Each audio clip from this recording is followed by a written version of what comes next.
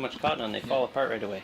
I like the cheaper ones. Yeah? Yeah. What better? The thinner Yeah. ones? Well, I started painting with Q-tips because I paint really fast, and I don't wash my brushes enough. So I get muddy color, and I wanted to have really pure color. Okay. So I thought I need disposable paintbrushes. So that occurred to me that they would be kind of like disposable paintbrushes, and then it turned out I just loved the feel of it. Oh, cool. They kind of they kind of fall apart, and I can scratch with this plastic bit, and or just grab a new one, or grab another. Oh, that's very cool. And so it's kind of in between a palette knife and a brush, because a brush is soft, but a palette knife puts the color on bright and clear without bristles. Okay. Because when there's no bristles, there's less little shadows. Oh, okay. So the color can actually be more pure and bright. Wow. And so the Q-tip kind of does that. If I, it can do many things actually. It's very versatile. And what's your inspiration? I think just growing up in Vancouver Island and loving painting and loving art history and other painters. I think that's sort of the two things that come together. I did a series of car crashes and fires before this, and they were painted from photographs.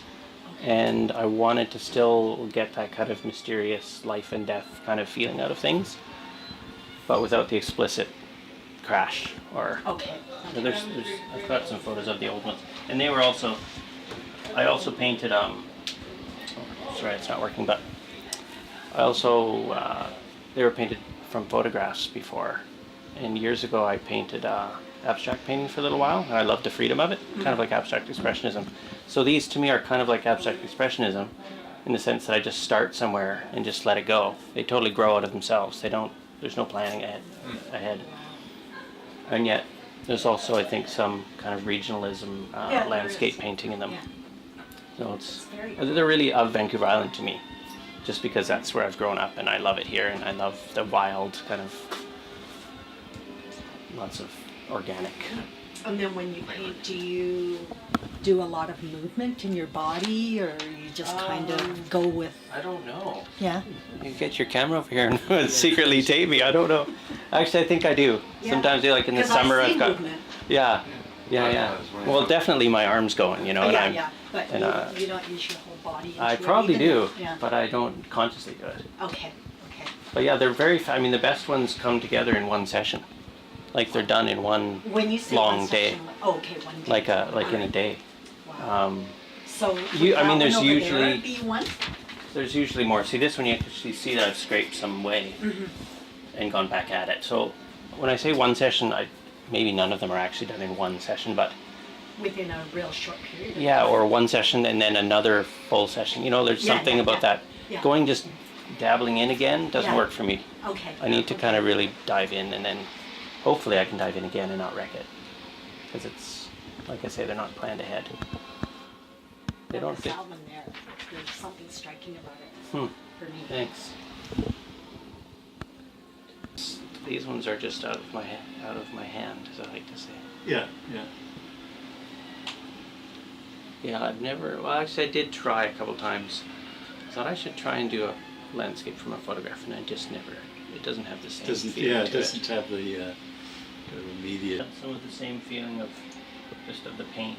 I would just love. And were those done with a Q-tip as well? No. Oh, a They brush. were done with Okay. brushes. Yeah. I guess you're seeing some paintings, for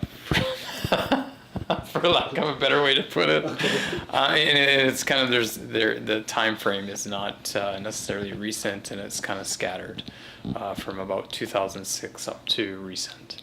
So yeah. So from all these paintings here, which one is kind of the first one, of the oldest one of here? The oldest?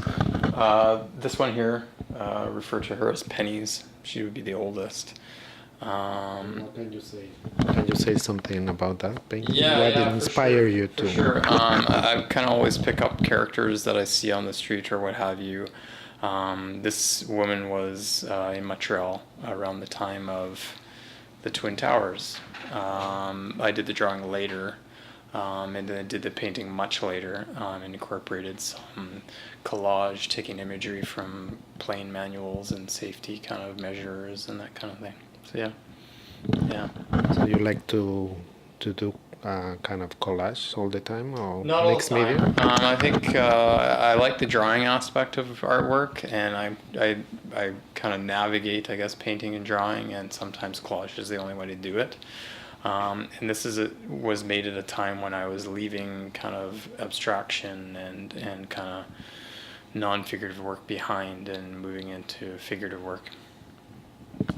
And you will say after this one, the one in the middle of the row painting, which one is? So 2009-ish. That would be this. This is probably a good example. The one over here. These two actually were done around a similar time. This was actually done when my wife went to Africa, and we were kind of separated for quite a period of time, and I was a little anxious about her taking off. So yeah. So both are for your wife thinking of? No, the top one would be. This down here is kind of a recurring image that I've worked with over a number of years, and it keeps popping up. Yeah. And now one that is closer to our time. Present day. This one here. This, I guess, was just it's playing with changing the figure from being really dominant in the ground and taking up lots of space to kind of playing with the size and the scale of the figure. Over here is actually this is more recent. This would be done in the past 6 months. So yeah. So, what can you say about this? I see it has kind of a really 3D kind of thing. Yeah. How do you mean 3D? Two-dimension, like. Like it's quite flat. Yeah. Again, I think navigating drawing and painting together, and again playing with scale and seeing what I can get away with as far as kind of incorporating, I guess for lack of a better way to put it, kind of monsters within the figures. I think getting away from literal representation and moving towards more kind of animal characteristics and stuff like that. The one over here would be a good example of that as well. That would be done in the past year as well. So kind of moving towards blending the figure in with kind of animal characteristics. So you don't have like a specific size of painting that you do? Like... No, I get bored kind of easily, I think. And I always try and tell myself to go smaller. I'll conserve paint, but I tend to kind of fluctuate between the two. I think I struggle with small paintings, and there's a certain freedom with bigger paintings, but then it becomes a kind of pragmatic decision as far as cost and that kind of thing too. So yeah. So what do you say is your biggest change since you finished school? Since I finished school? Oh wow. From the first painting that you ever painted. Yeah, the to biggest now. change is, I could bore you with some old drawings where it was like I was painting rectangles and there was no there was no narrative. It was just paint on canvas. I was interested in mark making and shape and form, and that was kind of it. There's been a huge departure. Like opposite end of the spectrum, probably.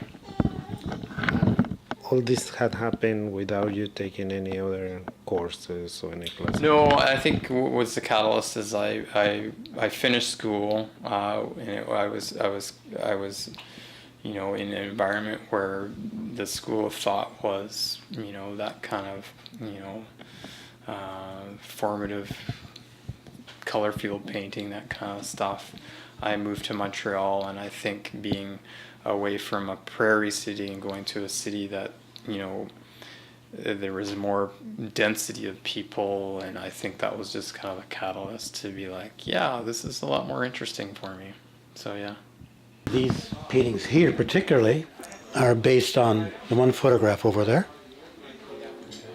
And it's a photograph I took quite some time ago of an apartment block, sitting in an apartment and the light kind of hitting the apartment at a certain time of day, like late in the day, and you have that kind of golden glow of the sun coming in.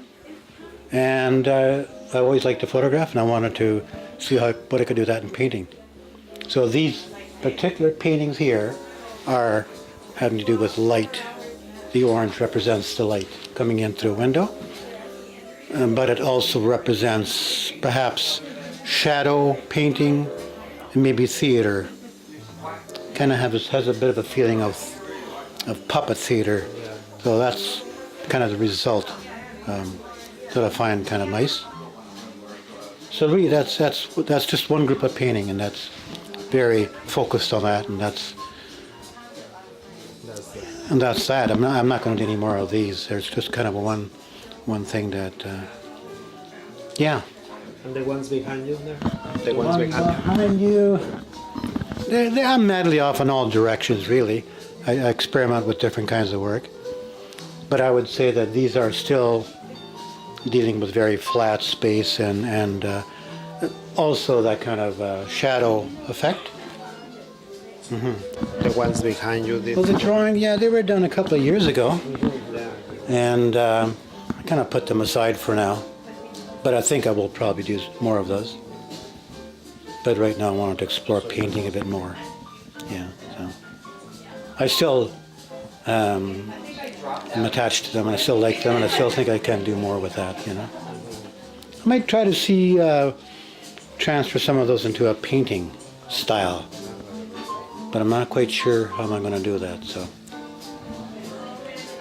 yeah, so I'm basically doing different kinds of work, experimenting, and coming in every day and seeing what I can explore. I have no set goals or anything right now. This picture, I was driving down Johnson Street, and I had my digital camera out, and there's a young lady following my car on a Vespa, and so it just looked like a really good scene. So I started clicking pictures with my camera in the rearview mirror, and eventually she turned off.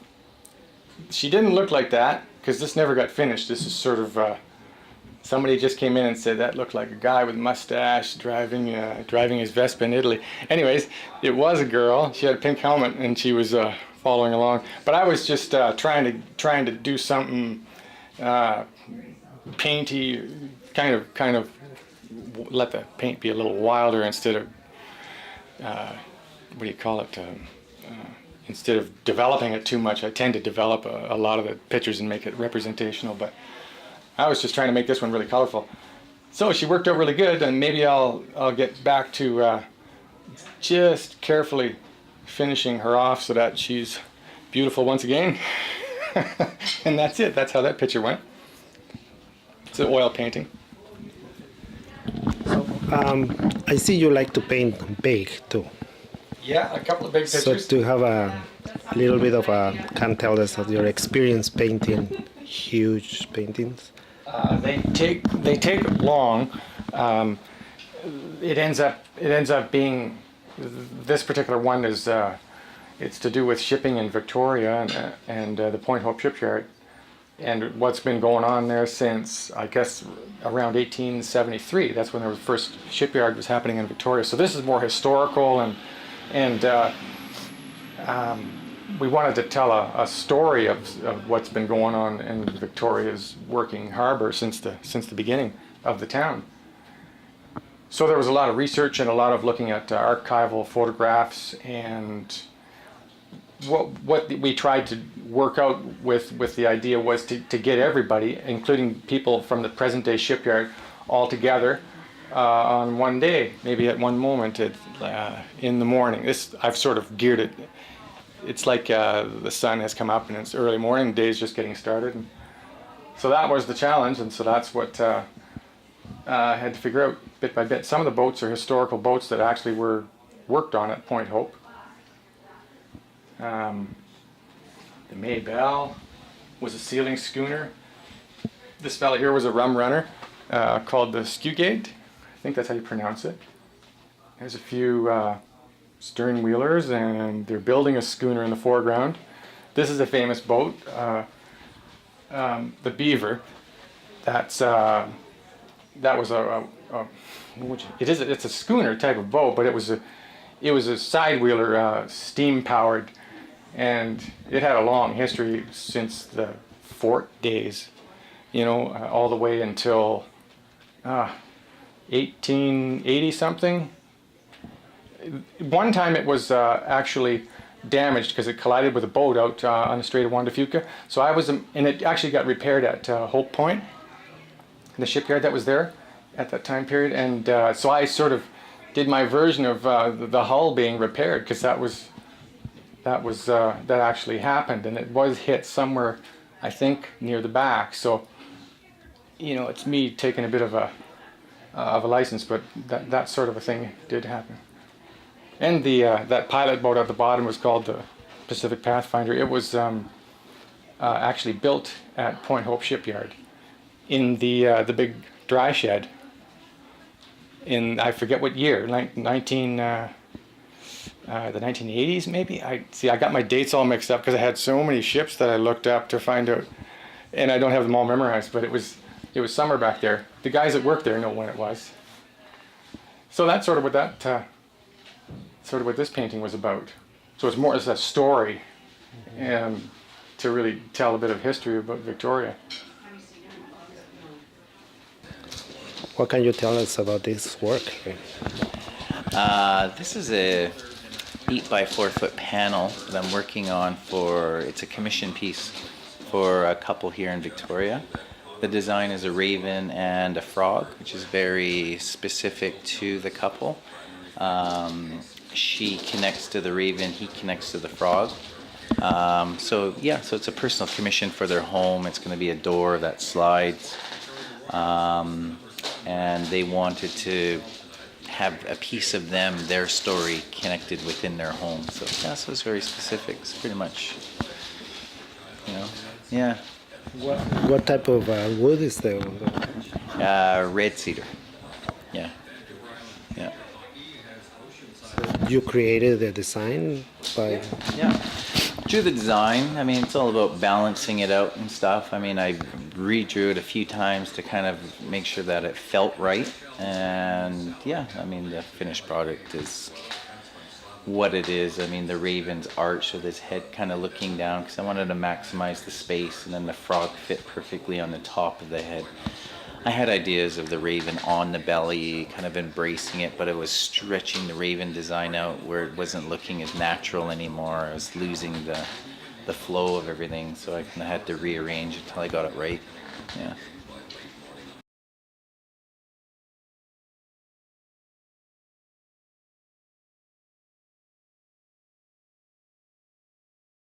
All right, this is Isla Cook. She's 6 years old.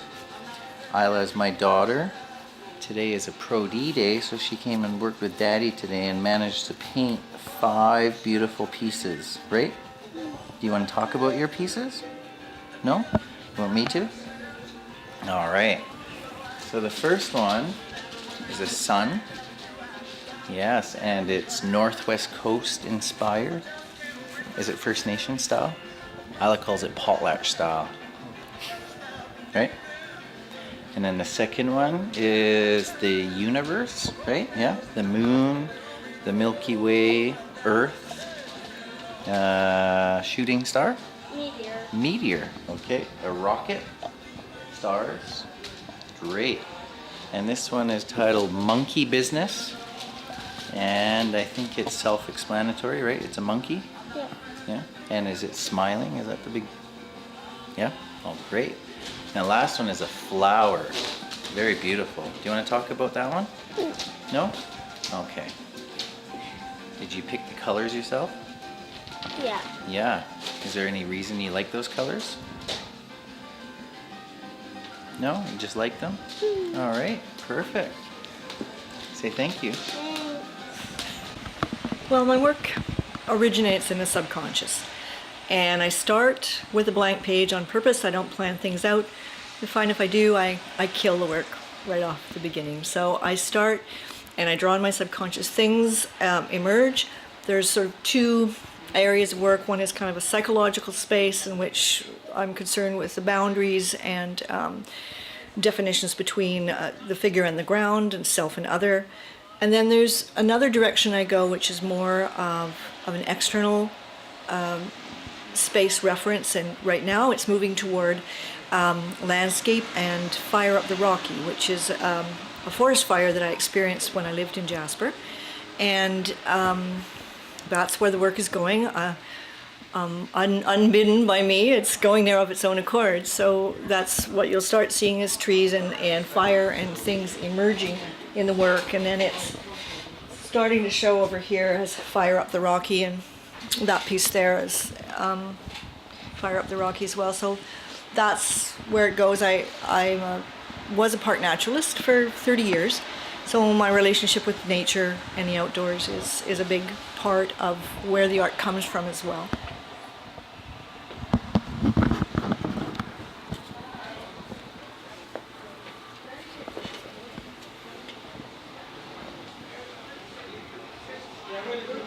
November the 29th, I'll be opening at the Shadowbox Cafe, and that's the coffee shop across the street from London Drugs on Yates Street.